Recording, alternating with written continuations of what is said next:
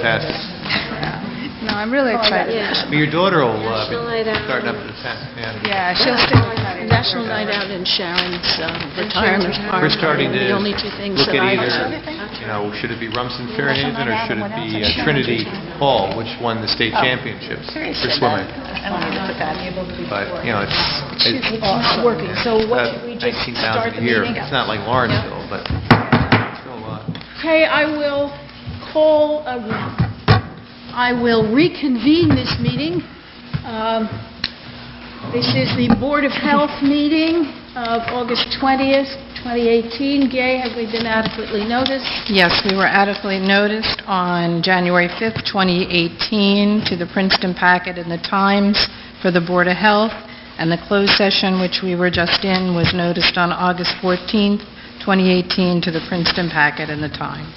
I just have to announce that the recording system is not working today, so our friends at home will not be watching us. So if you want to text all your friends and tell them to come here if they want to see this show, now is the time after you join me in the salute to the flag. I pledge allegiance to the flag of the United States of America, and to the republic for which it stands, one nation, under God, indivisible, with liberty and justice for all. Thank you. God bless you. Thank you. Sorry about that. So first we have public comment. This is the Board of Health meeting, so please have any public comment relevant to that. There'll be public comment after the Board of Health presentation as well. Seeing none, for discussion, do we have anything from a Board of Health member? Not scheduled? I have a question. You have a question? Sorry. The minutes? I'll go down the list. Right, for action. Sorry. Board of Health minutes, do we have a motion? So moved. We'll take that as a motion and a second. All in favor? Aye. Aye. Or do we need a roll call vote? We should do roll call. Okay, roll call vote. Barry? Yes. Jeevers? Yes. Hamilton? Yes. Manzara? Yes. Miller? Yes. Okay. I had a question for Jill, if you want to do it either before or after the presentation. Well, does it have anything to do with the presentation? It does not. Well, then why don't you ask your question? Jill, you want to come up? Thanks.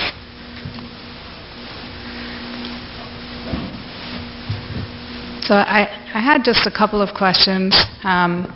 This stuff has been filtering around on PEEPS, West Windsor PEEPS. If you're familiar with it, I hope you're not on it. I am not on it, but I've had people reaching out to me.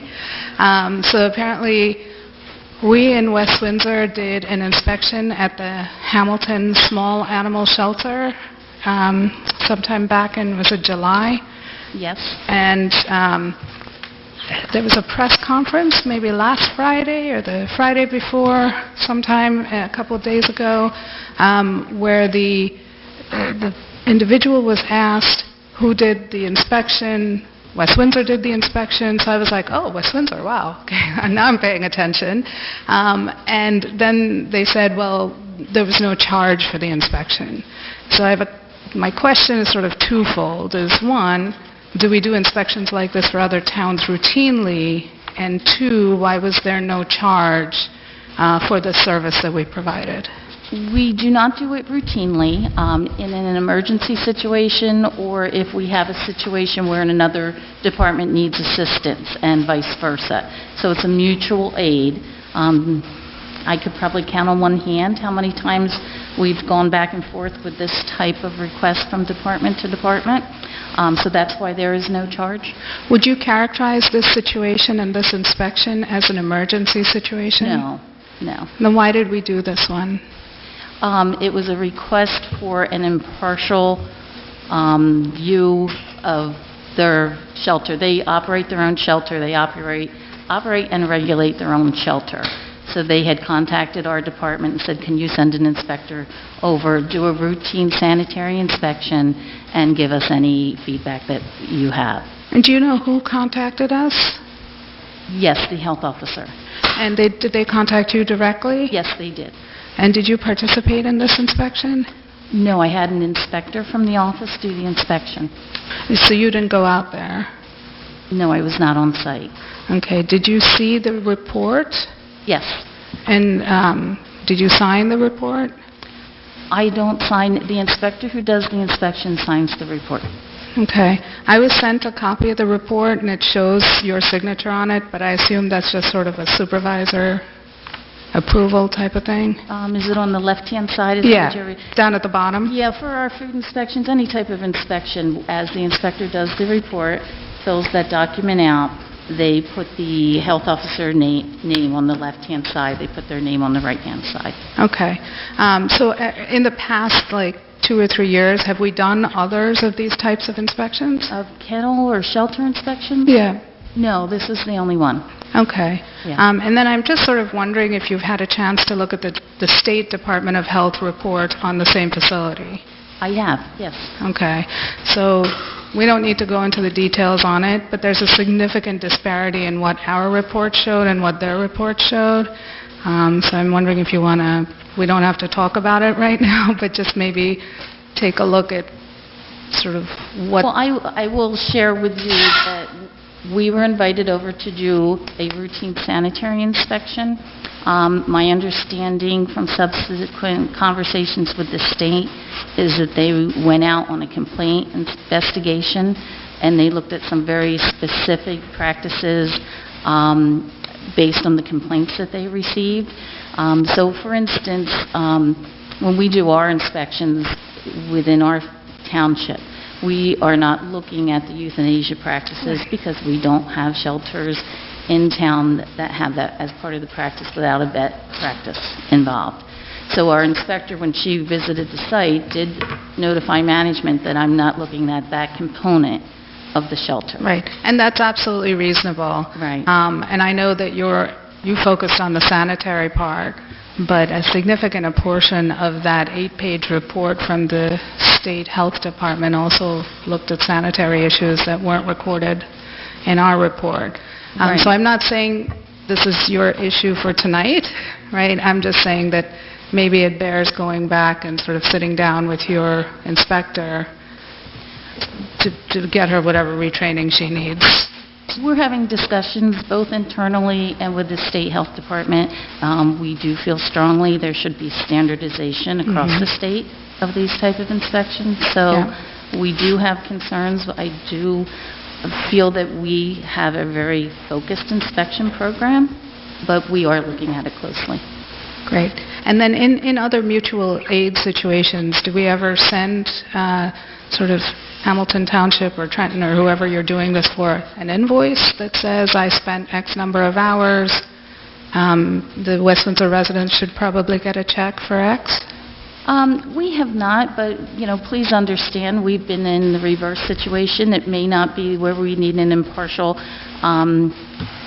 eye, but there's been situations, we're a small department, we may have one person who carries a certain certification, and if that person happens to be out on leave and an issue comes up, we don't hesitate to pick up the phone and call Lawrence, Hamilton, Ewing, anyone. So I cannot say this happens once a year, but when it happens, we need to know that we can rely on our partners, and they need to know they can reach out to us when they also need some insight. Great. Thank you. You're welcome. Any other Board of Health member have an issue? No, it's not an issue, but just a quick comment. I know that in the newspapers I've been reading about possible upcoming legislation on marijuana, whether it's recreational marijuana, medical marijuana, and the whole social injustice element to that with arrests. So when that comes out, I would like us to take a look, review that legislation when it gets proposed. Understood. We're watching that. Yeah, this is a big closely, too. issue for the state and local implications and the whole thing. Right, and we're watching how that takes shape now. Okay. And I know in the past you have gone to a seminar on that issue, so I'm sure that there, since the autumn is coming up and you have the League of Municipalities and other conferences coming up, I'm sure that that issue will be covered, and Gesundheit. And I think that it may very well be a topic we should schedule for the next Board of Health meeting, which is in November. Okay. very And good. thank you. Anyone else? Okay, so we have a mayor administration presentation on the public health issues associated with electronic smoking devices and a review of a draft ordinance on electronic smoking devices. So, over to you. Okay, so I'm going to call Tiffany Neal up. Tiffany Neal is our contractual health educator, and she's going to give you a background on vaping and electronic smoking devices and why this is a public health concern and why we've made this a priority and drafted a local ordinance to address one component of the issue. Thank you. Good evening. Thank you for hearing us on this topic. Is that better? That better? Okay. Our biggest concerns around vaping and e-cigarettes are on the side of youth. That's what our presentation is focusing on tonight. Gay, if you can take us to the next slide, please. Thank you. So just to start out with a quick overview of vaping, some people are more familiar with it than others.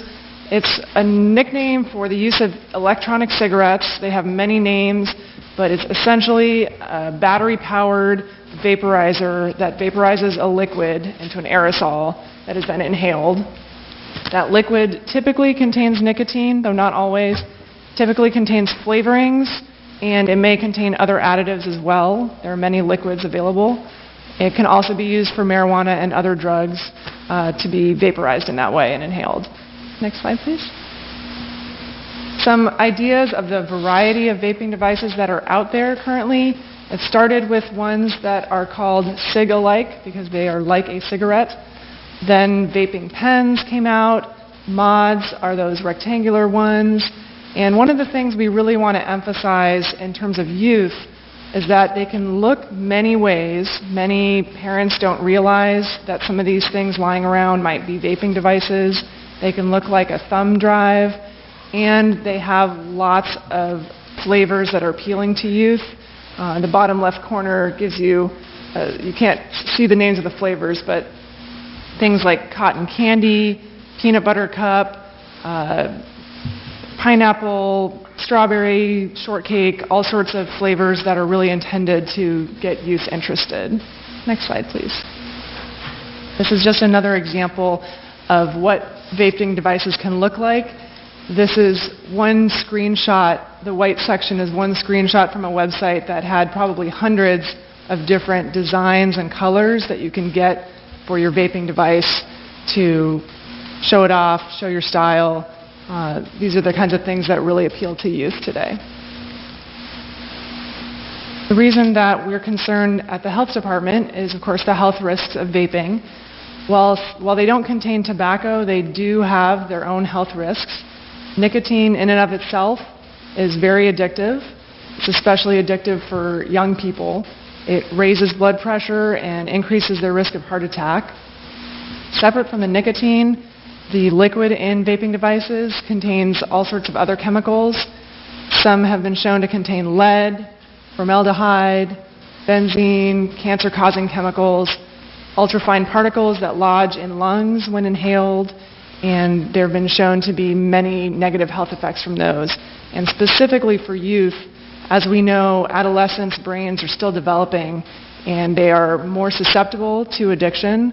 They are more susceptible to some of the psychoactive effects of nicotine, which include things like mood disorders, increased risk, and impaired attention and learning.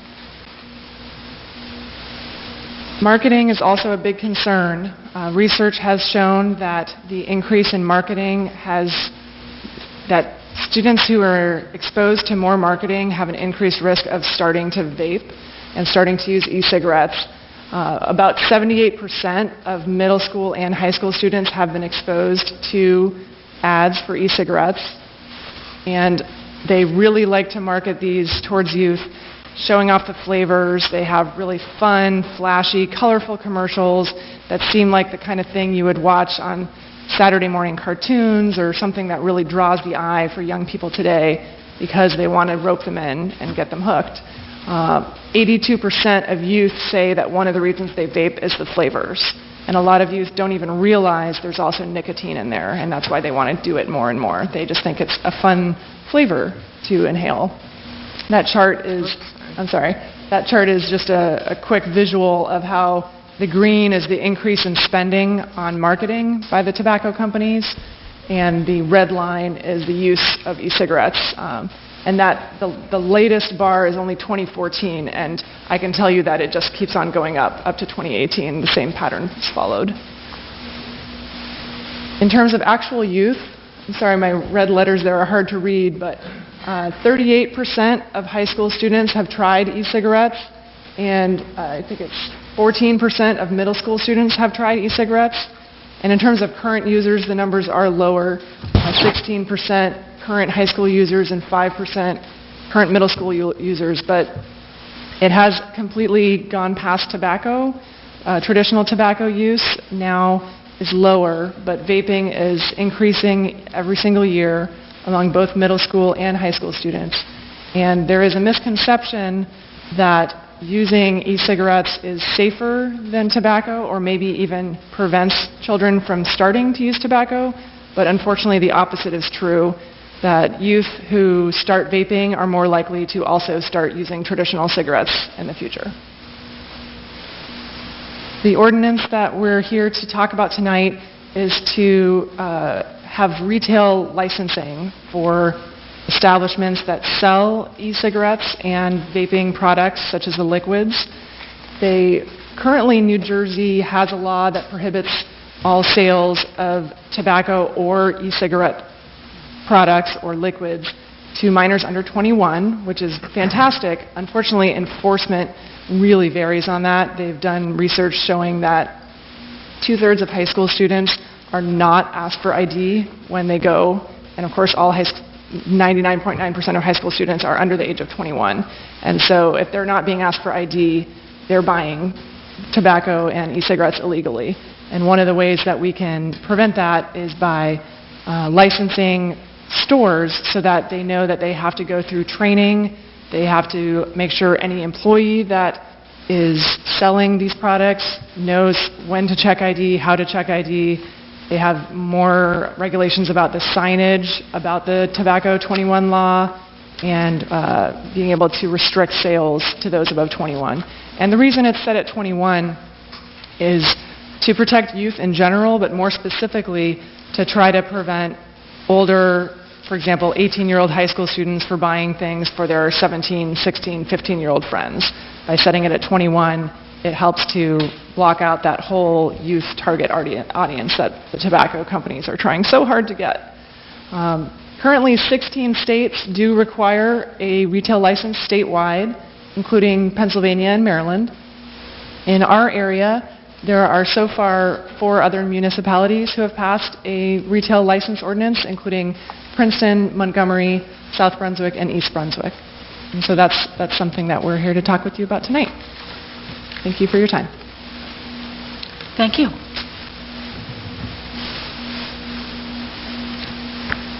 Did you have any questions for Tiffany before we look into this ordinance a little bit further? No, I just have stuff from the memo that we received. Okay, I'll just do a quick overview of the ordinance. So the ordinance basically is introduced in the concept of licensing local tobacco retailers that sell vaping products or non-tobacco retailers that are selling non-tobacco related vaping products. And the purpose of that is so that we know where they are in town and we can enforce regulations that are already on the books from the state level, do some education and require the management of those facilities to do and document education, and then also to enhance community-wide education with our teens and young people to support that system.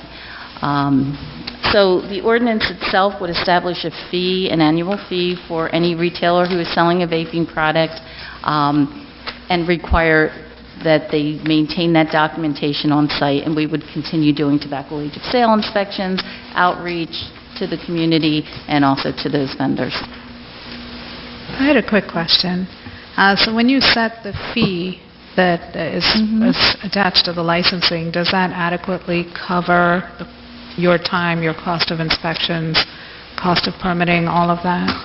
The intent of that fee is to provide both for coverage of doing that tobacco age of sale inspection and also to offset the cost of doing education. So when we say education, it's both of the retailers who are selling and also one of the concepts that we are ticking around, we would like to work with the schools. Tiffany goes in, or another health educator goes in now and does a program called Healthy Kids with the younger kids in the schools. And that's about hand washing and infection control. We'd like to talk to the school nurses and explore going into a higher grade and talking about, right, they've requested that we look at some healthy concepts for the older children. And this would be a perfect fit to find something that's educational fun for maybe a preteen before they're confronted with the temptation. The period of education, which I love that you do that, because my middle schoolers tell me about the stuff they see in lying outside of lockers and hallways that they had to explain to me what a jewel was and, then spell it for me and all of that. Yeah. The education part of it, I think, is really important. But would that be tagged to an inspection date? Or, because inspections are not happening at schools, right? So the inspection would be of the retailer. Okay. And, keep in mind that we do this periodically now for tobacco retailers. In the past, we had done it every year. We would go out and do a tobacco age of sale inspection. Now we do it periodically. For example, this past year we did what was called an audit, where we went out and approached it from an educational standpoint, where we took one of the teams from our high school and the REHS inspector. The team did the education with the vendor, asked the vendor to sign a statement saying that they understand what the regulations are and they're committed to not selling to underage children. And meanwhile, the inspector was doing an audit of the facility. Do they have the proper signage? What are they selling? As a way of gathering information, so we have something to work with as far as where this is happening. So I think the audit is good, but how does that help you determine whether they are in actuality? Because you can have a sign up and still sell to my kid, right? Right, and that's another approach. And in years past, we did tobacco age of sale inspections where we took a teen and we trained the teen on going in and asking for cigarettes, and an inspector also accompanied that individual. We gave them money, asked them to go in and try to buy tobacco products, and that's what we would call an enforcement program. We did that for about 6 years in a row, and we got to the point where we had very good compliance for cigarettes. So as statewide, we've backed off a little bit. FDA still has that program, and they do sporadic inspections throughout the country. So it is being done in the state. However, it's not done at our level, at the local health department level. And we'd like to introduce that again, maybe not every year, but if we have a problematic facility or we have a parent call and say, my son or daughter is frequenting this establishment, how come they're selling? We'd like to be able to investigate that by working with a youth and going in and doing that type of inspection. And so for the town, or the stores in our town, is this being actively sold, these vapes or jewels?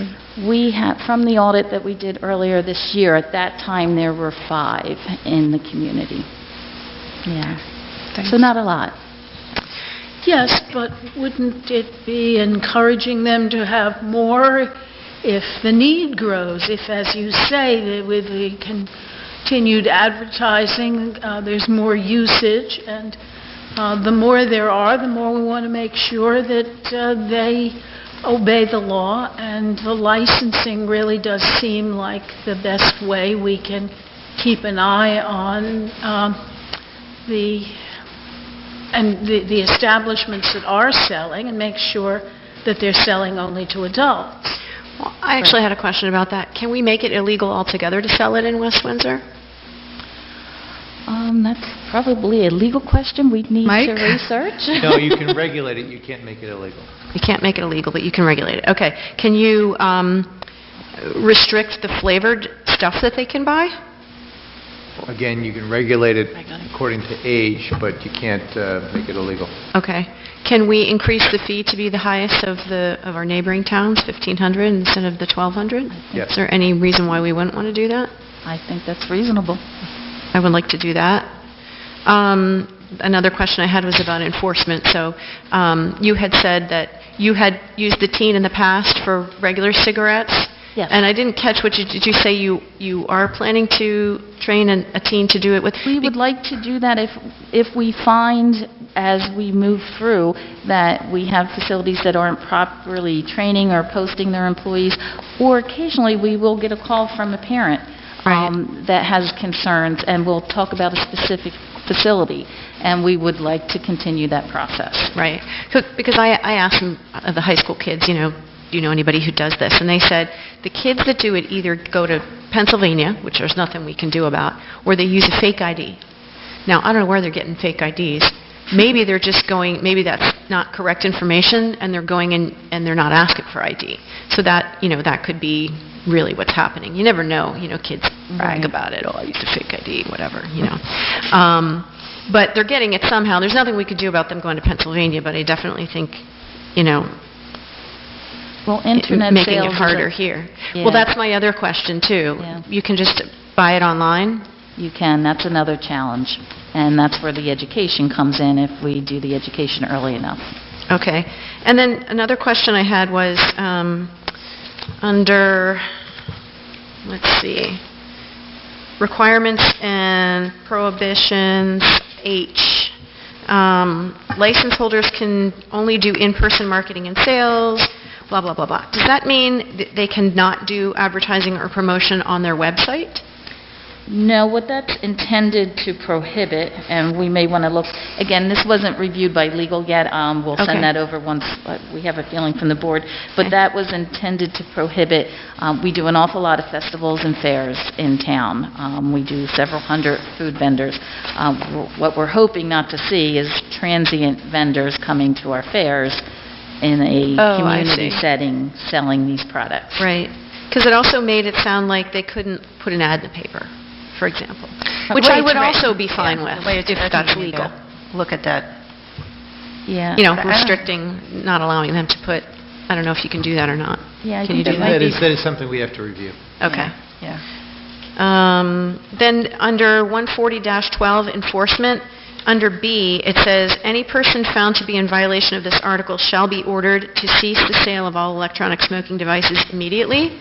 But then in the next section, 140-13A, it says, any person who's found in violation of the provisions of the article shall pay a fine of $250 for the first violation, $500 for the second, $1,000 for the third, and each subsequent one. And then it says, no fine shall be, blah, blah, wait. Oh, that wasn't where it was. B, any person is found guilty of violation of this article for 3 or more violations may be subject to the suspension, revocation, or non-renewal of their license. So those two things conflict. Yeah, I think I need to reword the 140-12B. The intention of that, thank you very much for pointing that out, is any person selling without the proper license would be ordered to cease sale immediately until they obtain the proper license. Oh, gotcha. So I'll need to reword that, thank you. Okay. And then the other was for violations. So for if somebody they- who does have a license. If they have a license Right. and they sell to a teen or whatever. And do we want to, instead of saying may be subject to suspension, do we want to just say 3 strikes and you're out? Do we have to say may? Can we say will or shall? Well, due process, we would go... judge. Yeah, we would... Well, that's found guilty of. That is their due process. Maybe we can get an answer Panel. from Mike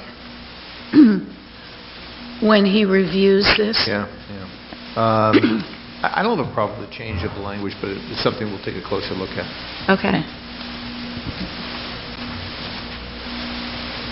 And then the other thing that I remember from one of the presentations that the police gave at Grover, when my kids were at Grover, is that if the kids are vaping marijuana, you can't smell it. So Right. they could be doing it in the house and the parents don't know. They could do it in the school and the teacher might not know. Right. So that's a big concern to me, especially if, New Jersey becomes a marijuana, Exactly. party zone. Yep. That's a concern. So I want to try to nip this in the bud as much as we can before we have to face that Yeah. second understood. step of the issue. Yep. Thank you for doing this. You're welcome. Any other comments? Well, when you talk about establishing training program, is there any guidelines that you'll be giving, the companies, like training? Well, training can mean like 30 seconds to one person and an hour to another. There's very good training already developed on the FDA website for retailers, it's all packaged. A lot of the stuff can be ordered directly from FDA. Some of it is adapted to New Jersey law, which talks about age of 21 versus 19, which is the national age. So it's already there. It's prepackaged. But this requires them to document that and provide documentation. It formalizes that training. So I think a lot of those materials are already available. Tiffany, of course, is available for us to try to make some unique approaches locally. But the materials there's videos, there's handouts, there's a plethora of information. There's a calculator for determining the age that they can use at each storefront. So I think that information is readily available, but we'll make it. And also, you're recommending that the signs be increased. Is it from 6 inches, 6 to 3 inches to 6 inches by 8? 6 by 3 to 6 by 8. Can you go supersede what the state statute says in making it bigger? We can be more stringent, not less. More. Okay. All right. I am really in favor of the larger sign. As somebody who spent a lot of years nearsighted, I think everybody should be able to read it.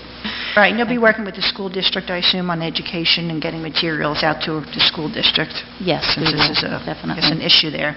And thank you, Joytica, for your liaison to the school board. So you've been hearing sometimes at some of these meetings about this issue, and the superintendent had talked with you about it, so thanks for bringing it forward. And thank you, Jill, and the Health Department for, actually promulgating this ordinance and your presentation today. Thank you so much. Thank you. Thank you for your support. I just had one last question. This is all about the establishment that's selling it. What happens to the kids that are under 21 if they get caught? Well, we have not taken an enforcement role on the children. Right. So Do you know what the law says about that? Do you know, Mike? I'd have to research that. We've never approached it from that angle, to be honest with you. Mike, is that a sort of a I don't know of any enforcement. possession of Yeah, improper? I don't know of any laws that allow for enforcement of possession. I think that, I'm imagining this applied to tobacco, the idea that the police will come after a kid who's found smoking, we really don't need that. Education is what's important. We're going to Yeah, we need a lot normally- more cops. It would normally be happening in those situations is they just take the product away. Yeah, but Right. anyway. So, Okay, awesome. any other questions from council? I just have a quick comment to make. I guess we need to put a little bit more thought into what goes into the education aspect of with the kids, right? I mean, that's not something we really thought that far about. Well, I don't think that needs to be in the ordinance. I think once we're on track with the ordinance, and, quite honestly, whether we're on track with the ordinance or not, it was on our radar to have this discussion with the school this year, adding another component of having our health educator in at a higher level, and what topic would be appropriate. Now, we feel that the vaping would be an appropriate topic. Once we talk with the school nurses, we may find that there's something else that they feel is a priority. So, that discussion will continue, and I'll keep you informed. Right. And so just to continue my thought from before, if the kids are vaping marijuana, then it's the marijuana issue, and it doesn't matter the delivery. Is that correct? Right, and the police, we did have discussions with Jotica, and I met with the police department to discuss this, And they are able to test the product and determine whether there's marijuana in the product or not. But yes, it will be a challenge if it's legalized in New Jersey. The other thing to keep in mind is vaping is smoking, so the Smoke-Free Air Act, whether you're in a school, in a public building, in a restaurant, you can't vape, no matter what you put in that. Whatever you put in that vape or device is illegal if you're inside. Right. Our signage that we have around town, do we need to amend that? Or, do you know what I'm saying? I know. We have signage that says... It's still smoking, though, right? It's still considered smoking. But do people I don't think people think of it that understand way. vaping is smoking? Yeah. I think we should look into maybe having a little addition to the sign, no smoking, no vaping, something like that. Okay. See if that is standardized. I would like to see that, so people learn and understand that vaping is considered smoking. Okay, will do. Thank you so much. Anyway, thank you. Okay, I think I hear a consensus that we are definitely interested in pursuing, introducing this ordinance with changes as discussed, and once it is gone over by the legal department. So if you can move forward with that, the Board of Health is sort of sending it to the Township Council, and we will accept it as the Township Council when it's ready. Okay, thank you very much. Thank you. Maybe don't refer to it as the marijuana party zone directly. Anyway, do you have anything else you want to say to the Board of Health? I will just remind everyone that flu season is coming up. We are planning our senior flu clinics, and we will announce that date as soon as we have our vaccine delivered. But we're hoping for early October. Thank you. Thank you. Do we have any public comment on what we've just heard or anything to do with the Board of Health? Please come forward. Everybody knows to sign in and state your name and address and all that stuff. Good evening. My name is Ying Chao Wai Zizhang, 320 Lane. Thank you for public health, great work. I think with 3 children going through the school district, they're all in college now. I talked to them about vaping in school. They shared some of the information, like Aisha mentioned. She was talking to her kids also. I think this is a serious issue that has been kind of going on for a long time. So I think it's time to address it. I would definitely support passing the resolution, move forward with it. And thank you all for the support as well. Thank you. Thank you. Okay, do I have a motion to... You have Andy. Oh, we have someone else, sorry.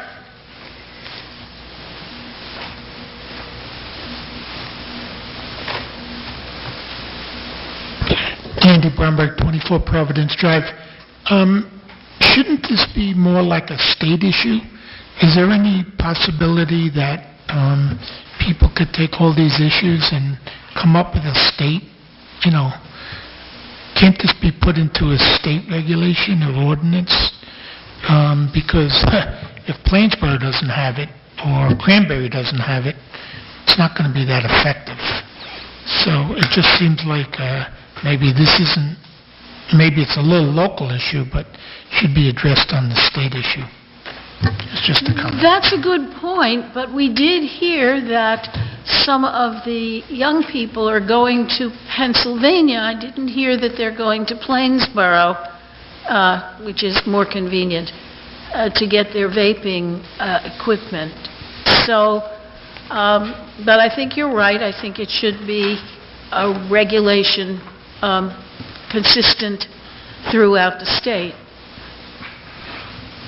So speak to Senator Turner and your Assembly folks, Okay. Berlina Reynolds Jackson and Anthony Borelli. Okay, They'd be thank you. delighted to hear from you, I'm sure. Anyone else? We actually have an expert in the room. Oh, no. Ute Steinhauser, 42 Coverly Road. Just wanted to thank the Health Department and the Board of Health. As an anti-smoking tobacco control public health worker, I think the groundswell work that happens in local communities can lead to statewide action. So I think this is a good place to start. So I just want to say thank you. Thank you. Anyone else? Seeing nobody, do I have a motion to adjourn the Board of Health meeting? So moved. Second. All in favor? Aye. Aye. Okay, the Board of Health meeting is adjourned at 7:50, and we are going into the regular business session at 7:50. Gay, have we been adequately noticed for this? Yes, we were adequately noticed for the business session on January 5th, 2018, to the Princeton Packet and the Times. Okay, we've already saluted the flag. We have no ceremonial matters or topic for priority consideration. Public comment on anything you want to say? Kanya? Connie. Sorry, Connie.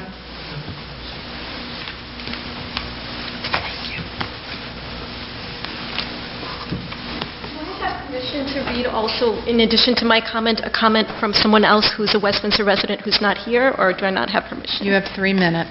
Okay. And unfortunately, we're back to the old-fashioned timer tonight. Okay. All right. Thank you for giving me this opportunity to speak. My name is Connie Alangovan, 18 Indian Run. I wanted to ask you, the West Windsor Council, to please use your power and responsibility to protect our best interests as residents. At our last council meeting, several of you chose not to table the shared services agreement to improve the contract's many issues that were identified by 3 very intelligent, very experienced lawyers. They highlighted many important and troubling issues with the contract, and you chose to ignore their legal advice, which puts our township at risk of lawsuits. I ask you to use your power and responsibility wisely and protect our interests. That's why we elected you to the positions you hold. 60% of our local taxes go to our schools, and we deserve to have a voice on how those funds are spent. We deserve to be properly informed about changes to school security and school climate. The school board's lack of transparency is really troubling. Voting on this policy during the summer, the week after school ended when most people are away, is undemocratic. Still, many parents and students don't know about the policy and haven't had an opportunity to voice their views. I encourage you to delay voting on the ordinance to add SLEO 3 officers that's currently scheduled for September 4th until the school community has been adequately informed and their questions about the policy have been answered. The Office of Civil Rights has identified that the West Windsor-Plainsboro schools have a 4-fold disciplinary disparity to underrepresented minority students. I'm concerned that the school board and Dr. Adderhold have not shared their plans of how to fix this disparity. I'm also worried whether this disparity will be reflected or amplified with law enforcement's presence in our schools. I've not received any answer from Dr. Adderhold or the school board about how they plan to fix this disparity. To me, this is enough to pause our plans and try to figure out what's going on and how to help our kids. This policy to put armed retired officers in our schools is not an evidence-based approach. There's no evidence that regular police presence in schools makes them safer or acts as a deterrent. It has been shown that arrests and suspensions increase when officers become established in the schools. And guess what the most common charge is for students when armed officers are in the school? The most common charge is disorderly conduct. What does disorderly conduct mean? That's a very vague charge. It's really up to the officer's discretion. It's very subjective. I'm very concerned about this because if we do have bias towards our students and we're using a vague charge like disorderly conduct, which we don't even know what it means, how can we do this to our students? And you guys have the power and responsibility. I don't have that power or responsibility. You have the power and responsibility. And I'm really concerned for our students. African American students are 5% of our school. They're 30% of our suspensions. Does that mean anything? I'm really worried about them. And I want all of you guys to be worried about them too. I want you to think of them as your own children. Time's up. Mr. Hinsdale?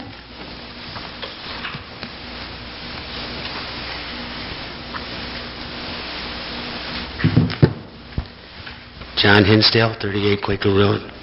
It's disappointing to see that last time, on July 30th, Council approved the flawed arrangement between the Township and School District for the Class 3 program. More disappointing is the process that developed that arrangement. Let me give you a few examples. On February 20th, 2018, at a 6-hour special meeting of the school board, with a full third of the board absent, the Class 3 program was first discussed. Exactly 2 members of the public signed in and appeared to know about that meeting and this topic, and they were Township employees directly involved in implementing it. What's up with that? On May 30th, 2018, at 8:24 p.m., School Superintendent David Adderhold wrote to Anthony Cancro, that's C-A-N-C-R-O, the attorney working on the contract, and to others, quote, "Time is of the essence and we need to move this forward," unquote. So why the big rush? The reason is obvious. This measure would not have withstood a deliberatively paced, inclusive debate during the school year with the public fully present.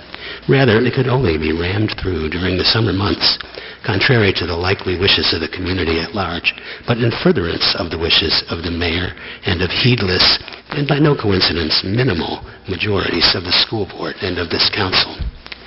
On June 14th, 2018, at 12:42 p.m., prior to this council's vote on the Class 3 agreement, West Windsor Mayor Hemant Marathe wrote to School Board President Anthony Flores and Superintendent Adderhold, quote, "In my 9 years as School Board President and 6 months as Mayor, I have yet not lost a vote, and I am not about to start now," unquote. We must ask the Mayor, is that all this was about, winning a vote? What about doing what's right for the town, the parents, the kids? What about us? You do realize we are paying for all this? But you don't care about us, do you? All you care about is you and your winning.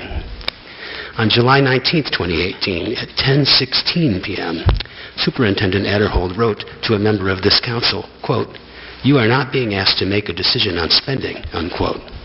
Yet the decision was whether to approve a contract that has the Township incurring substantial liability through inexplicable indemnification of the district and all the potential spending that implies. Sounds like a spending decision to me. I mean only to inform and not to protest here. There will be a time to protest at the ballot box on Election Day.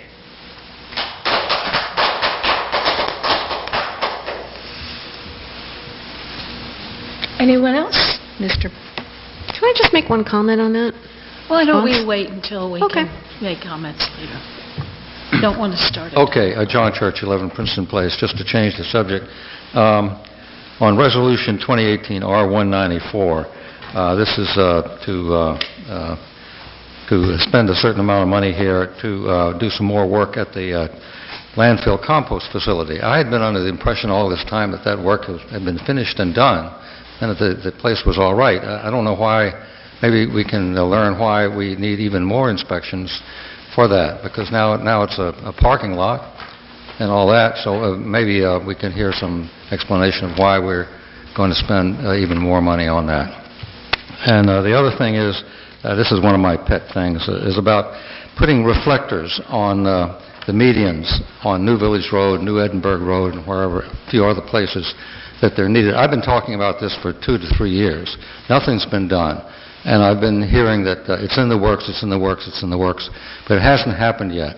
And when we get to the foggy and rainy and snowy times of the year, these things are essential to keep people from running up on the medians. Even people who are familiar with the roads could still do that, because you can't see the worn-out stripes on the roads, and you can't see the little bitty reflectors that they have already. We do need these things, and until this gets done, I'm going to continue to talk about it, because I want to see this done. Thank you. Thank you.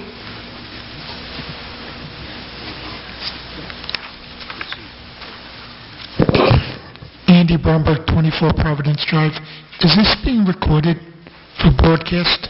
No, the tape is... Okay, so it won't be broadcast. No. Okay, I am so disappointed in what I saw last week, 2 weeks ago. The council does not represent the citizens of West Windsor. It was a travesty. I can't believe there was about 3 or 4 hours of educators, students, concerned people. We were asking you to just table it and not rush it in during the summer. John brought up something about ego. I know you. Please have an open mind. I've been talking to some people saying that there's going to be armed guards in the elementary school. And the people said to me right away, West Windsor property values are going to go down. It's going to go down. Who wants to have their elementary school kids going into schools with armed guards? They're very dangerous. Mishaps could happen. Someone talked about disorderly conduct. Okay? What if I punch you? He's going to shoot me. It's just going to be, I could take a punch, but a bullet is a little rougher. Please don't introduce guns into our schools unnecessarily. And also, the council, why weren't you listening, and why couldn't you table it? Why couldn't you second it? It's being rushed in during the summer.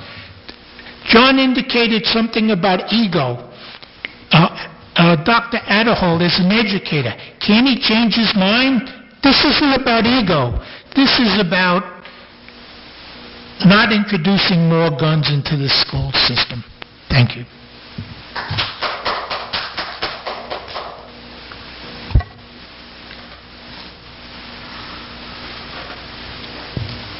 My name is Chandra from 2 Daisy Court, Plainsboro. First, I'd like to talk about last time, the vote regarding the armed officers in the school.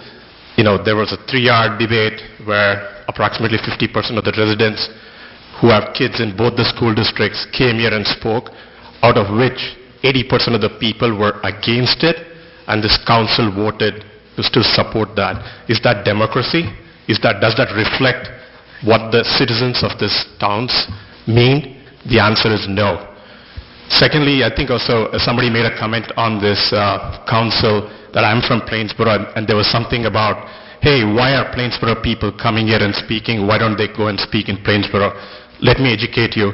I have a kid whose middle school is in West Windsor and his high school is in West Windsor. I'm paying 60% of my money to the school districts that's in this community. So I will be coming here. I will be making my view very clear. I'll be talking to my friends who live in this community to vote the right people in, so there is transparency and the vote reflects what people think. Why is this being rushed in the summer when a lot of people are on vacation in such a manner? So I don't think this council represents as the backbone or to support the people of this community. Thank you. Anyone else on any subject? Seeing none, administration comments. I have 2 announcements. DPW is in Zone 3 collecting yard waste and debris. And the project on Princeton Heightstown Road, County Route 571, that project, which is a resurfacing project, was to begin on Monday, August 20th, which is today. We received word from the county on Friday that that date has been changed to Tuesday, September 4th, weather permitting. There'll be milling and paving work between Old Trenton Road and Rabbit Hill Road starting on Tuesday, September 4th. Construction will be done between the hours of 9 a.m. and 3:30 p.m., Monday through Friday. And the county will be shifting traffic and closing 2 lanes at a time and maintaining 1 lane of traffic in each direction. The road will be reopened to traffic after 3:30 p.m. The project is expected to take 6 weeks to complete. I was not notified as to why the date was changed from this Monday to approximately 3 weeks from now. That's all I have to report. Thank you. Hema? Thanks. So, first, John, let me answer the 2 questions you asked. First, about the parking lot, we are still responsible for groundwater monitoring, and those levels haven't reached to normal, so until they do, we are doing it through Act Engineering. So that's the response to your first question. And your second question about putting reflectors, we are doing that as we fix the roads. We are not doing it, so when that road gets fixed, we will put reflectors on. We are not ignoring you. So you will never be ignored. So, on another note, both India and Pakistan celebrated their Independence Day this week, so happy Independence Day to both countries and people from those countries. And tomorrow is Bakr Eid, one of the Muslim holidays, so I want to wish everybody who celebrates Eid Mubarak. I really didn't want to comment on the gun issue last time, but two people who commented disappeared, so I can't respond to them. If you make a comment and expect us to respond, at least have the courtesy to wait and hear the response. Since, gentlemen, you are here, I'll respond to you. You have every right to come, but you are better off going to school board and talking to them. They are using your taxes, they are making the policy decisions. Our policy decision is very different than their policy decision. And once the professional that I hire to make that decision gives me a recommendation, I don't feel that morally superior in life to ignore that decision. So next time you get mad to me, just tell me what I would tell a parent who is affected if God forbid something happens to his child, that my moral decision was better than what my hired police chief told me, why I should overrule him. You give me that nice speech and then you have every right to criticize me. So, and I'm responding to you because you are here. The gentleman lady didn't have the courtesy to wait and stop. I understand you're on the other side of the issue, but at some point you have to decide what the professional is telling you and what somebody else is telling you. It's very fashionable to throw people under the bus. The two lawyers who reviewed under the agreement are thrown under the bus repeatedly. They are not first-year law students who reviewed this agreement. They represent the towns in much, much more heavier matter. The impression is being created as if everybody who is making that decision is incompetent. And that is simply not fair. You are entitled to your decision, everybody else is entitled to their decision. And you need to show the same respect to them. You disagree with them, that's perfectly fine. That's your right. But the people who make decisions are not fools and not incompetent. They may think differently than you do. And people who say guns shouldn't be introduced in school, if I agree that agreement, then I'll have to tell every police officer, once you enter the school, put your gun in the car. Because police have been going in school with guns for last 24 years. And I will have to tell the chief, leave your gun out. You cannot enter the school with a gun. Thank you. Excuse me, you said two people who spoke against it left. When you respond to my comments? I did respond to your comment. You said... Tabling it and about listening to the will of the people, the majority of the people, and not making it an ego issue. You're out of order. Okay, come on, enough. This is not supposed to be a dialogue. You spoke, the mayor responded. You know his email if you don't feel that he responded directly to you, and there will be another opportunity to speak, assuming this ordinance is introduced tonight. There will be a public hearing next meeting, which is Tuesday, the 4th. So we are up to council member comments. Virginia?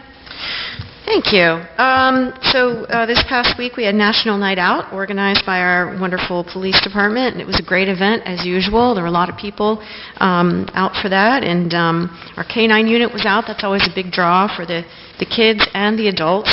I also went to Sharon Young's retirement party this past week, and she was our clerk for many years, and I want to thank her for many years of her service to our town. I did want to address just a couple of the comments. I keep hearing people saying, well, the majority of the people said X, and you're listening to the will of the people. 30 people at a council meeting does not speak for 30,000 people in the township. They may represent what the majority of the people in the township want, or they may not. We don't know, and we can't sit up here and make decisions based on who gets the word out better and who gets the people out better to come to a council meeting and complain or say they're for something or whatever. You can't rule by mob rule, whoever happens to show up at the time. So let's please not say that the majority of people said X for this issue and for any issue. It just doesn't work that way. Because I've spoken to many people in our town who are very much for this. And the other thing that I wanted to address was that I keep hearing, they pushed this through over the summer and nobody heard about it. Well, I have right here in front of me a post on Peeps, which has, 5,000, 10,000 people, I don't know anymore, from March 22nd at 4:24 p.m. The school administration is planning to hire police Type 3 officers. And, they're going to be retired and carry a gun. What do people think about this? There are more than 100 comments under that post. So to say that nobody knew about it is ridiculous. That was from March of this year. The school board's been talking about it for a long time. If people didn't hear about it, it's their responsibility to stay, attuned to what's going on. And if you have a concern about it, or a comment or a complaint or whatever, then you got to email the people on the school board or show up at the school board meetings. To ask this body to reverse the decision of another duly elected body is wrong. The school board was elected to make school policy, and that's what they did. It's not our job as council to reverse school board policy. We can't do that, and we won't do that. I just don't think that's right. And it bothers me when I hear people sort of convolute these issues. You may agree or you may not agree on what was decided here when we voted on a contract, because that's all we voted on. We had 3 hours of comments of people talking about the budget and how the school board should spend the budget. We're not in charge of that budget. So let's try to, everybody sort of take a deep breath and figure out, as the mayor had said, if you have concerns about the schools, the best place to go is to the school board. Email them or show up in person and talk to them about your concerns. If you have problems or concerns about the township, then come here and, or email us and share those with us. That's the best way to get your grievances heard or your ideas heard. And, we obviously welcome everybody speaking. They spoke for 3 hours. So I just wanted to thank everybody who came tonight. I have been coming to the meetings before I was on council 10 years on and off. And that's the way you make change when you get involved in your township. So thank you for that. Thank you. Jyotika? Yes, hi. Good evening. National Night Out was August 7th. Really fun evening with the volunteer fire companies and the Westminster Police Department. Pretty big crowd with the people from our community freely milling with the friendly police officers who were handing out pizza slices. National Drive Electric Week is September 8th through 16th, and Westminster will be hosting an EV event at the Farmers Market on Saturday, September 8th, 10 to 1. The event is being organized by the Westminster Environmental Commission in collaboration with a few township residents. Green energy sources are here to stay, and these are exciting times for the auto market. Electric vehicles have a very promising future with declining battery costs, cheaper fuel, lower maintenance costs, and less air pollution, of course. Westminster wants to get ahead of the times, and this is a great opportunity to share information and learn more about the electric vehicles. So hopefully Westminster residents will come out and enjoy the electric cars and pick up some fresh local food and goods, including food truck food. There's a possibility of a NJDEP grant as well for installation of EV chargers in the train station parking lot, and the parking authority will be discussing this in the near future. Thank you. Thank you.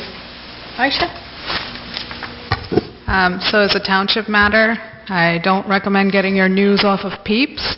I do, however, recommend you keep raising this issue to the Board of Education.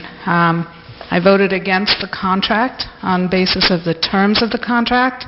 I will oppose the ordinances tonight, so you don't have to stay. You know how everyone else will vote. It is a disgrace. So any of you who have come up and held us accountable, you're absolutely right to do so. And, we may not always agree on votes. I don't think you throw out the baby with the bathwater, but this one might be a deal breaker for a lot of people. So, I think, I'm honestly embarrassed that we approved it. And, I guess we'll all have to live with that. Thank you. Linda? Well, as far as this Class 3 officer issue, I've had people come up to me and say that they're happy that we've done this. Okay, not everybody. There's some people that do not want it, and there are some people that do want it. Some parents want it. They're okay with it. There are people who are teachers or staff members who work in the schools, and perhaps they're okay with it. So it's not like 100% of the people don't want this. And we have all said time and time again, go to the school district. If they want, go to the school board. If they want to change their minds for whatever reason, they can. All they have to do is contact both townships and say, we're scrapping plans to do this. And that's it. That ends it, okay? So pay attention. I've told people over the years, you got to go to school board meetings, you got to pay attention. My opinion, PTAs, you should have every PTA, got 10 schools, 10 PTAs, each one of them should have a representative there. I don't care whether it's the president, vice president, someone on the board of the PTA, or just a member of the PTA, because they can't all make, every meeting. They ought to be out there. That's the way it used to be. When I first moved here in 1995, there were referendums, and there were parents there paying attention, and now you're not seeing that as much. Everybody's busy, very busy with their jobs and everything. So you have to pay attention. There is a public process, and maybe you don't like the timing and all, but pay attention. Okay. Anyway, I would like if maybe Sam Surtees or staff to review the West Windsor facilities referendum, because there are things about numbers of developments that are coming in. There's some numbers and statements in here that pertain specifically to West Windsor. So, as I'm sure they're going to be talking about this during the fall, and maybe we should just review and make sure that we're okay with the numbers that are represented in this. Did you get that document from online? No, I believe that was handed out to us when we went to dinner hosted by the school board back in April. I mean, No, this one isn't. Yeah, this one's off the website. Okay, that's all I need. Wasn't that part of that? No, I don't even have that one. It says May 8th, 2018. I believe I have that. Yeah, well, we met with them the night of the hearing, which was April 25th, I'm thinking, whatever that Tuesday was, for the budget hearing. That's when they first, they mentioned all this. So anyway, just if Sam or somebody can look at the numbers in this, because there's some representation. I'm sure the school district will hold several hearings once the school open regarding the referendum. Yes, but I think that Linda is absolutely right, that we want to make sure that whatever they say is up to date and accurate, and I think that the township should be the one to review that, rather than they're getting it filtered. Yeah. So please, I second Linda's request that be reviewed in the township, by whom it's up to you. Right. Also, thanks to the police, firefighters, EMS professionals that did a wonderful job with National Night Out. I think all the kids had a lot of fun on the rides and amusements that were provided. And happy Independence Day to some of our residents who grew up in, I guess, India, right? And Pakistan. Thank you. Okay. That's it. So National Night Out was a wonderful opportunity for children. I spent it chasing my granddaughter.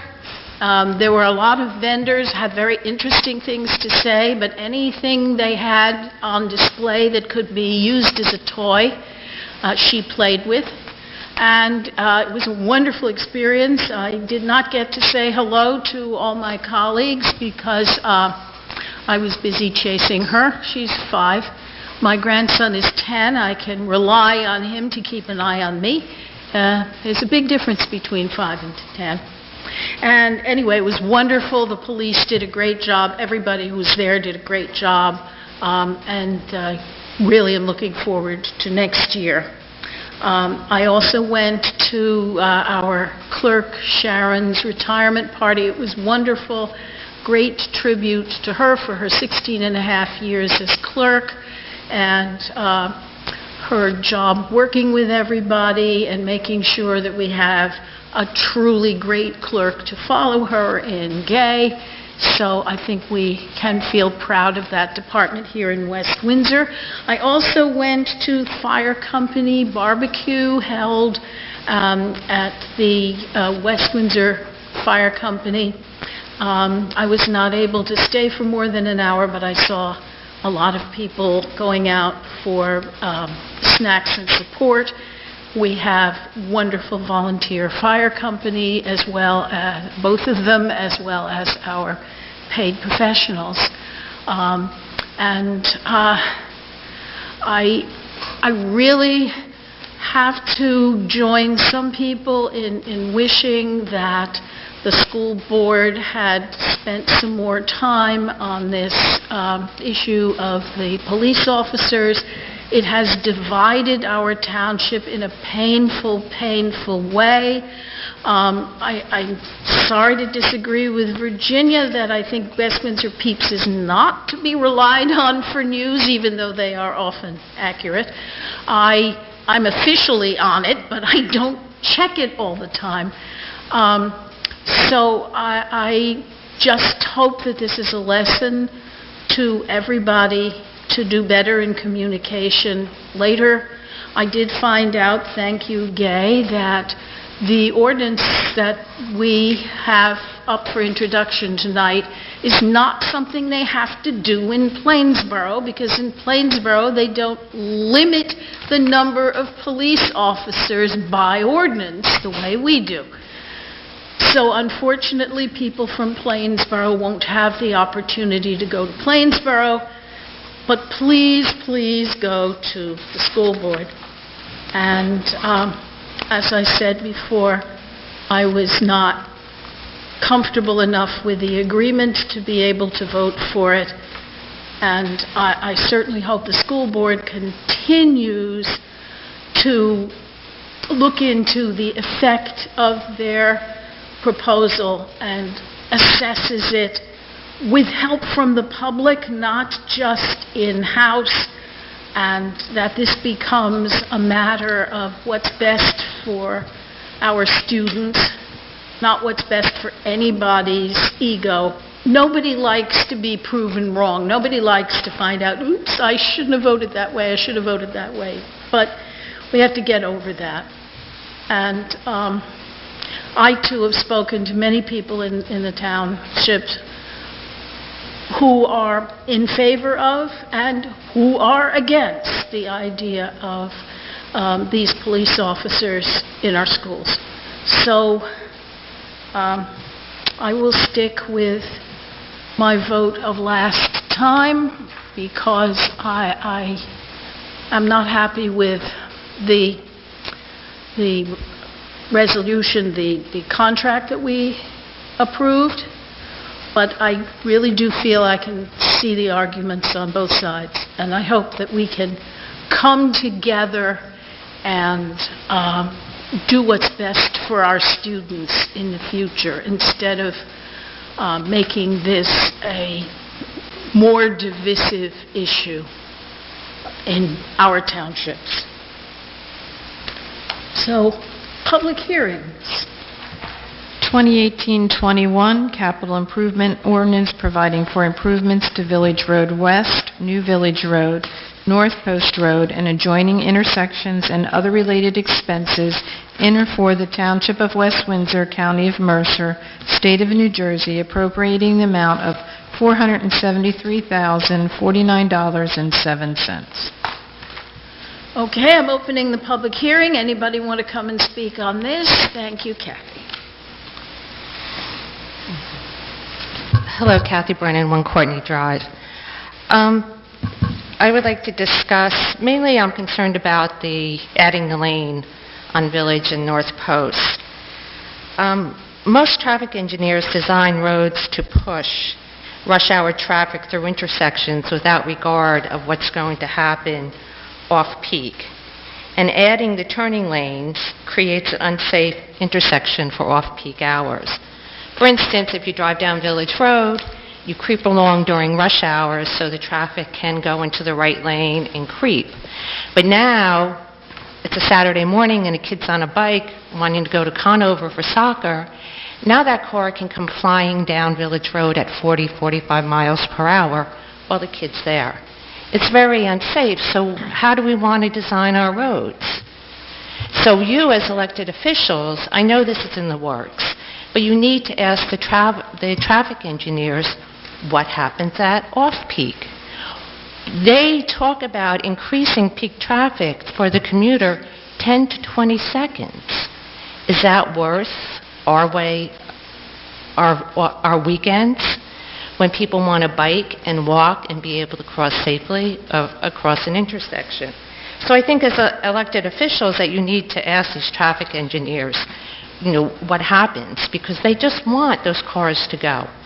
And this intersection is really, adding the lane is sort of a waste of money, because you're taking the traffic from North Post and you're flowing it from Village to North Post. Well, now they have to wait at Clarksville. What is a better intersection for queuing up? I would think North Post and Village, not North Post and Clarksville. That intersection is a high accident intersection. Well, improve that intersection. Well, then what happens?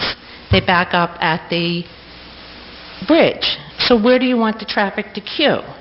And traffic engineers, they just want to push it. And I believe that they're doing that.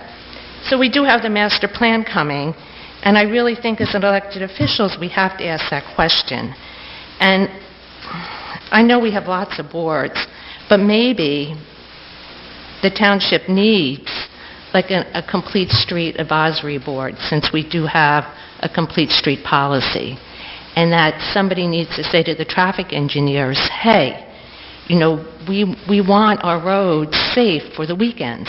We want our kids to be able to cross. And as all you know, I always push for safety for kids, as with the intersection of Clarksville Road and 571.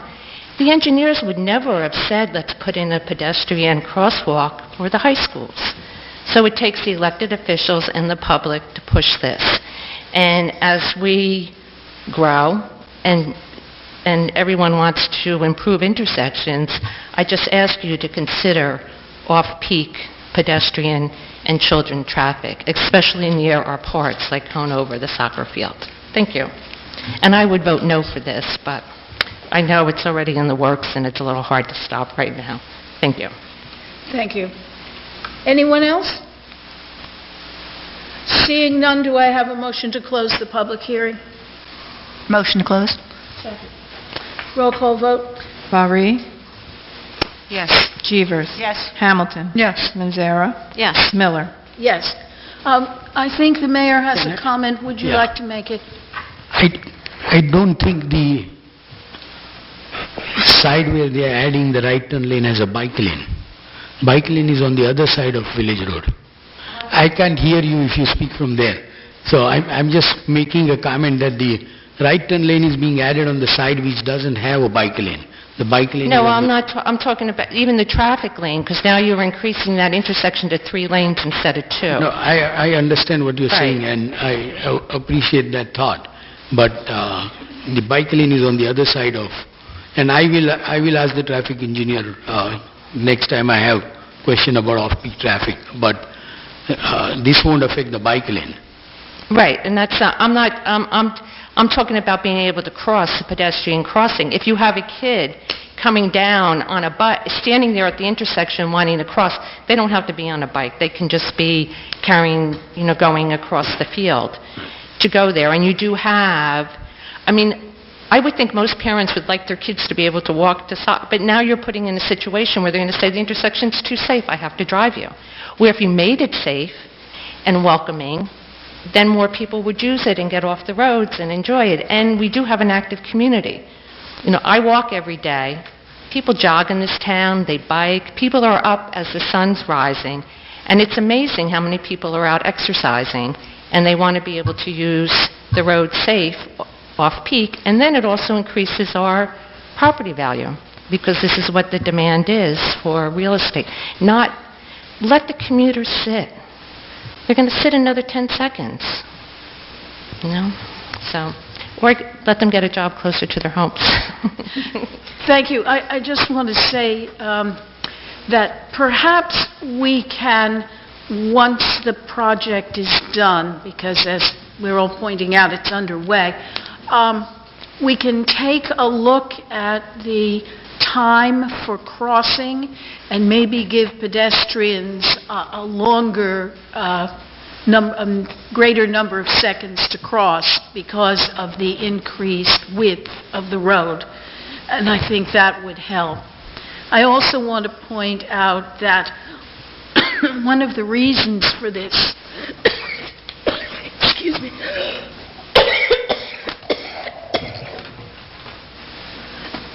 one of the reasons for this is so traffic will not, thank you, Linda, cut through the park. And that is a resident-friendly, a pedestrian-friendly, a bike-friendly decision, because we don't want rush hour traffic cutting through the individual neighborhoods. And it was that, as much as, if not more than, the congestion at the intersection that led to this project. So do I have a motion to approve this? To adopt? To adopt. So moved. Second. Roll call vote. Favre? Yes. Jeevers? Yes. Hamilton? Yes. Manzera? Yes. Miller? Yes. Ordinance passes. 2018-22, amending and supplementing Chapter 89 Fire Prevention of the Code of the Township of West Windsor. Anyone wish to speak on the public hearing on this one? Seeing none, do I have a motion to close the public hearing? So moved. Second. Favre? Yes. Jeevers? Yes. Hamilton? Yep. Manzera? Yes. Miller? Yes. Motion to adopt. So moved. Second. Roll call vote. Favre? Yes. Jeevers? Yes. Hamilton? Yes. Manzera? Yes. Miller? Yes. Consent agenda. Bills and claims. Anybody want to pull anything from the bills and claims? Seeing none, do I have a motion for the bills and claims? So moved. Second. Anybody? The chair will second if I thought nobody Linda else. seconded it. Yes, I'll second it. I heard somebody. Sorry. Favre? Yes. Jeevers? Yes. Hamilton? Yes. Manzera? Yes. Miller? Yes. Okay, recommendations from everybody else. Okay, 2018 R189, authorizing the mayor and clerk to execute the agreement for reimbursement to the Elements at West Windsor Homeowners Association for the 2016 and 2017 snow removal. 2018 R190, authorizing the unexpended and dedicated balances of general capital appropriations to be canceled, $19,650.78. 2018 R191, authorizing the combination of certain issues of general improvement bonds, Series 2018 of the Township of West Windsor and the County of Mercer, New Jersey, into a single issue of bonds aggregating $10,500,000 in principal amount. 2018 R192, determining the form and other details of $10,500,000 general improvement bonds and Series 2018 of the Township of West Windsor and the County of Mercer, New Jersey, and providing for their sale. 2018-R193, authorizing the business administrator to execute a purchase order for NetQ Multimedia Company to provide an uninterruptible power supply and communication wiring services under New Jersey State Contract 88739 and T1778 for $41,492. 2018-R194, authorizing the mayor and clerk to execute a professional service agreement with ACT Engineers for remedial action work plan at the former West Windsor Township landfill compost facility for $57,858.80. 2018-R195, authorizing the chief financial officer to increase the professional service agreement with ACT Engineers for miscellaneous engineering services by $3,300 for a total not to exceed of $6,300. 2018-R196, authorizing the mayor and clerk to execute a professional services agreement with Bank 3 Engineering for construction administration and observation services for the project known as Alexander Road Reconstruction Project Phase 3 for $17,440. 2018-R197, authorizing the business administrator to purchase one Kubota zero-turn mower from Cherry Valley Tractor Sales through the Middlesex Regional Services Commission for $14,295.26. 2018-R198, authorizing the mayor and clerk to execute a professional service agreement with Frankel Benefits as health insurance benefit consultants for $30,000. Okay, anybody want to pull anything from this? I'm going to pull 198. 194, I have a question. 194, okay. Well, let's take 194 first because it comes first, please. Yeah, I just was wondering, because it mentions about this access agreement from the adjoining property. I guess, is that the artist's property, or is that a different property? Which has two observed wells. I can't hear you, Linda. For the parking lot project, the adjoining property, she's trying to determine which of the adjoining properties has the two wells on it. I believe it's the artist, or is that artist. Artist. I think it's artist. That's for the two well, access to the two wells. And why do we have to pay for Because we are responsible for the contamination. for that on that site too? Yeah. Any contamination that occurred out there, remember, it was a municipal dump from the 50s. Right, okay. We as the municipality are responsible for it. All right, and I guess there's been contact with the artist people that they're agreeing for this agreement. The whole thinking is because artist is a little further down. If they have less contamination, we want to tell the state that it's naturally going down, so...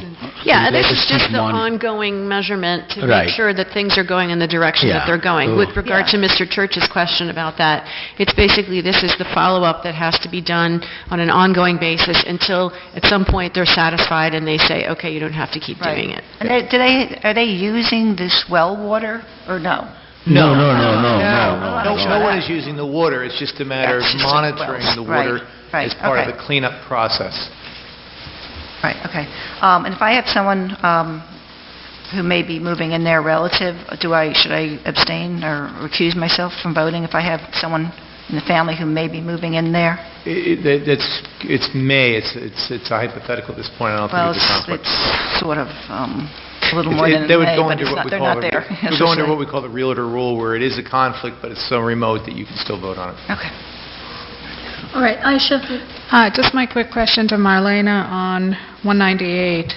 I know that the 3 years I've sat on council, I think it's probably Linda who's raised a question every year when we come around to approving this benefits coordinator of have we gone through an RFP process, have we looked at other people? Did that discussion come up this year?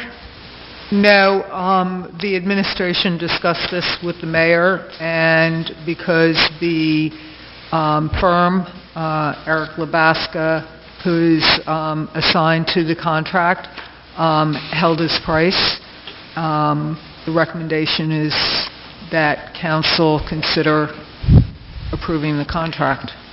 Okay, so you didn't look into anyone else? No. I will get you several reasons why that was done. They provide a lot of services that when they went to bid before I got mayor, but the other parties didn't provide services that Frankel provides, all the paperwork that needs to be filed with the federal government under the Obamacare Act. They are working with us to get Medicare Part D. I'm not that old yet. Reimbursement. So reimbursement. The reimbursement will come in more than $30,000, so essentially they are paid. So all those services are included in the $30,000 price target, whereas others are either the services were not included or they were not qualified to provide those services. So that's why I decided to go with it and renew for another year. We also have a gap reporting requirement to report other retirement benefits that we wind up having to be responsible for the compensation of, such as post-retirement health care, and that's GASB 45 budget reporting requirement, and they have the expertise in doing that. How long have we used them? Under the RFP that we went out, this will be the third time, and then, so that goes back 15. So when I came on board in 2012, the township was then using them. Okay.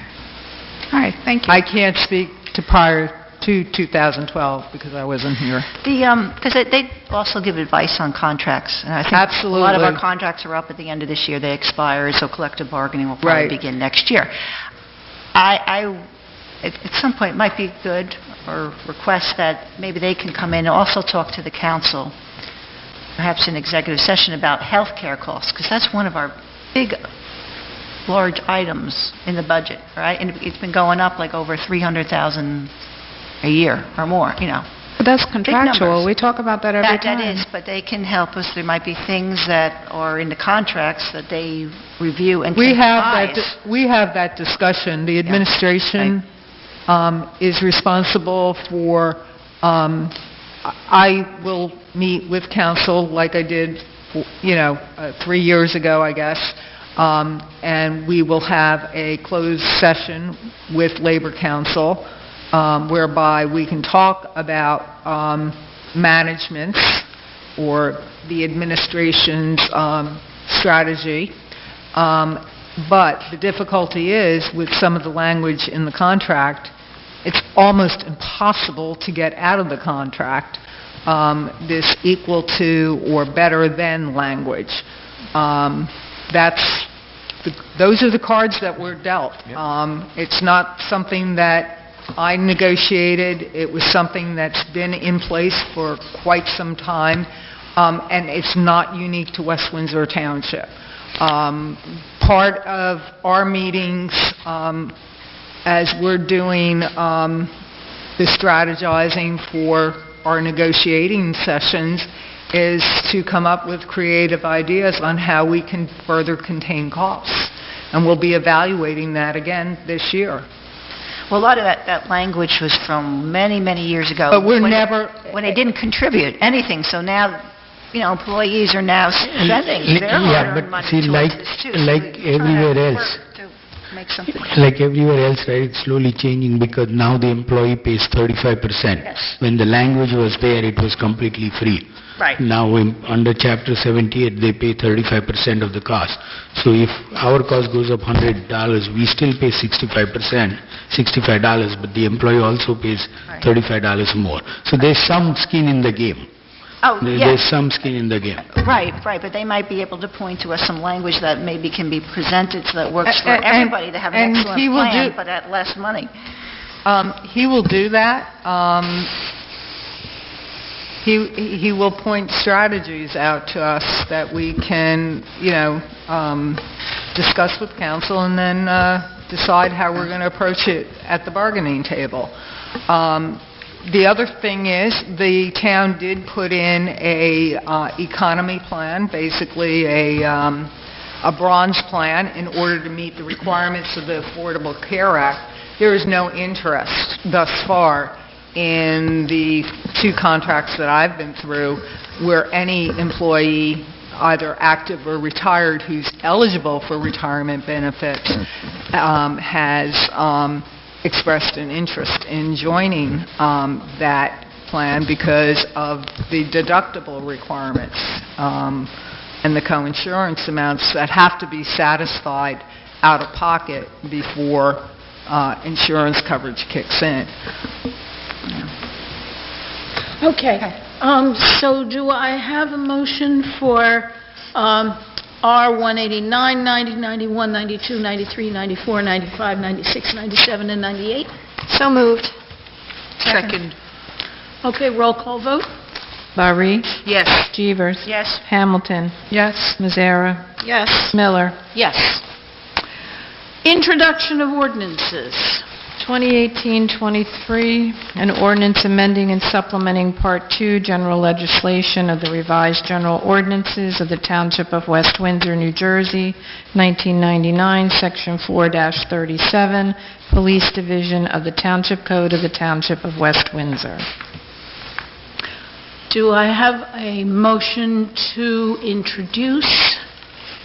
I think we've all talked about this enough for today. So moved. Second. Do I have a roll call vote, please? Barry. Yes. Jeevers. Yes. Hamilton. No. Manzara. Yes. Miller. No. Public hearing will be September 4th, 2018.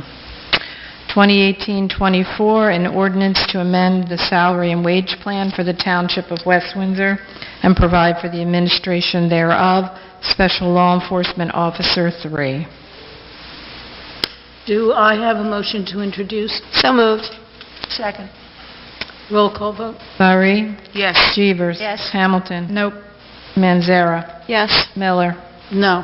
Public hearing September 4th, 2018. I've been asked to remove 2018-25 to a future meeting. Why is that? We just realized there's a person in that slot who is technically on leave, so he hasn't resigned till his resignation is not effective till later this year, and he wasn't raised, and we just realized that, so we had to pull this out. So we'll rise him next time, and then we can talk about it. Additional public comment? Seeing none, council reports. Linda? Planning board is off for the rest of the month, so nothing new. Aisha? Nothing. Jodica? Yeah, Parking Authority met August 8th, and the WWPA and the Township are in the midst of a conversation about the in-house ticketing program, and the finer details are being ironed out for a shared services agreement between the two entities. And the school board meets tomorrow. Thank you. Virginia? Okay. First, I just want to clarify something that I said earlier for a couple of my fellow councilwomen. I did not say that people should go to Peeps to get their news. What I said was that in March on Peeps, somebody posted about the Class 3 officers and that there is a huge number of people on Peeps that could have seen it, and in fact, over 100 comments were made below that post. So my point actually was that issue was publicly discussed since as early as March and probably earlier than that, and that person got that information from a public school board meeting, so that had been discussed since at least March. That's my point, not go to Peeps for your news, so please don't represent what I said there.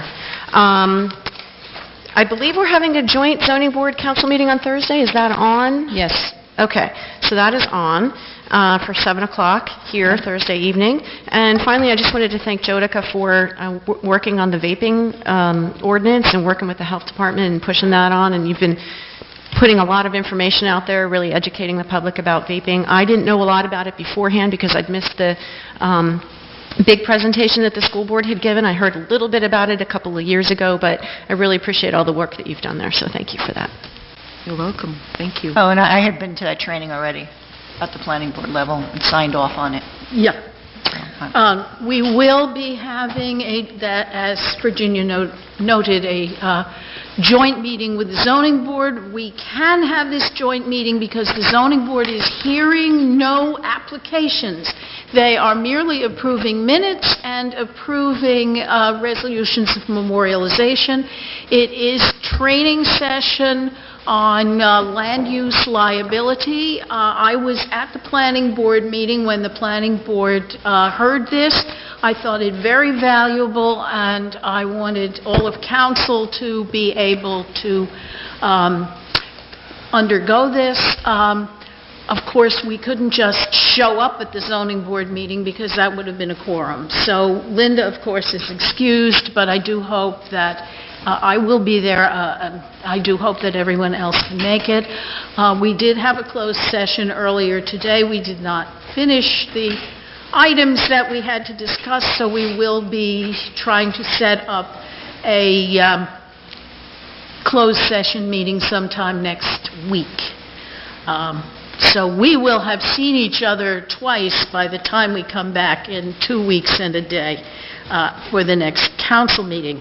The Affordable Housing Committee met and welcomed our new member, and we had very effective discussion, getting people up to scratch, and we are going to be considering the issue of requalifying people who are in affordable housing, because you qualify as an affordable housing tenant.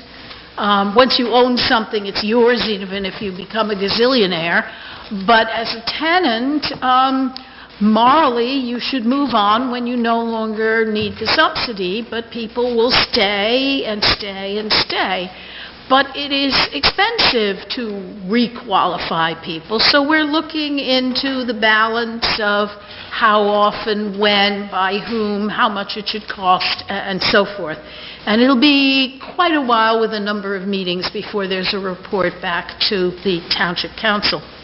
I also went to most of the Environmental Commission meeting, and they are starting the discussion of pervious coverage for parking lots, and whether that should be negotiated at the planning board or zoning board level, whether it should be required. And I imagine that sometime in the next year or so, we will, here at council, get a recommendation, or not, as the case may be. They also discussed the coming food truck fest and how to make it greener, and the logistics of trying to require recyclable instead of throwaway food containers. And they are planning an Environmental Commission website, which could include a calendar of environmental-related events. So it was a very useful meeting to have gone to. I also thank Jodica for doing the work that got the vaping ordinance to us. I think it's a very important issue. Anything we can do to make it a little harder for kids to hurt themselves, I think we should do. So, do we have any administration updates? I have none. Then do I have a motion to adjourn? So moved. Second. Always in order. All in favor? Aye. Aye. Thank you, everybody. I don't know if I could have done it. Fine, yeah. Today's been the computer tech crap from hell, let me tell you. Excuse my expression. 53. Yeah, it doesn't matter, but when is everybody else? Yeah, I'm sitting, it's okay, but I might feel it a little later. Well, see, if I go